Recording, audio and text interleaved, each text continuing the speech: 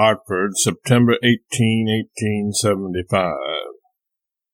My dear Howells, my plan is this.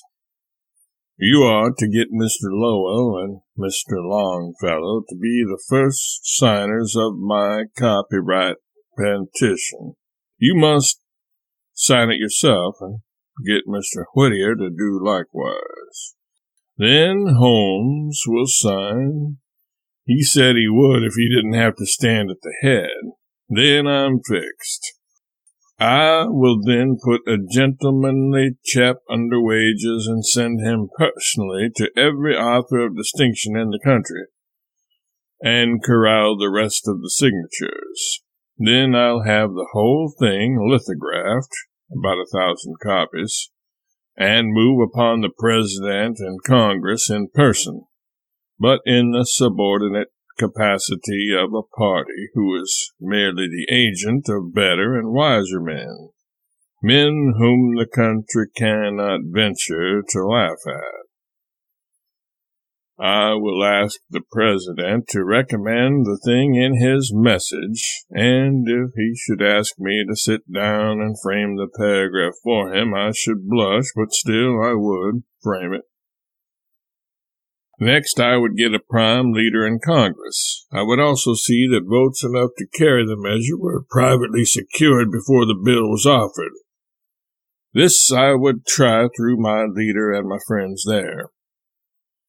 And then, if Europe chose to go on stealing from us, we would say with noble enthusiasm, American lawmakers do steal, but not from foreign authors.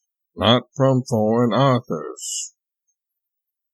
You see, what I want to drive into the congressional mind is the simple fact that the moral law is thou shalt not steal, no matter what Europe may do. I swear I can't see any use in robbing European authors for the benefit of American booksellers anyway. If we can ever get this thing through Congress, we can try making copyright perpetual someday.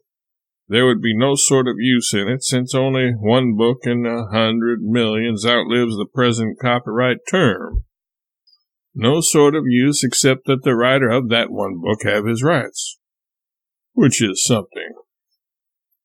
If we only had some God in the country's laws, instead of being in such a sweat to get him into the Constitution, it would be better all around.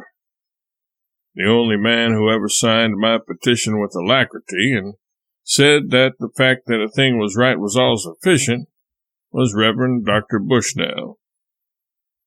I have lost my old petition, which was brief, but will draft and enclose another, not in the words that ought to be, but in the substance. I want Mr. Lowell to furnish the words and the ideas too, if he will do it. Say, Redpath beseeches me to lecture in Boston in November. Telegraphs that Beecher's and Nast's withdrawal has put him in the tightest kind of a place. So I guess I'll do that old roughing it lecture over again in November and repeat it 2 or 3 times in New York while I am at it. Can I take a carriage after the lecture and go out and stay with you that night, provided you find at that distant time that it will not inconvenience you? Is Aldrich home yet? With love to you all, yours ever, S.L.C.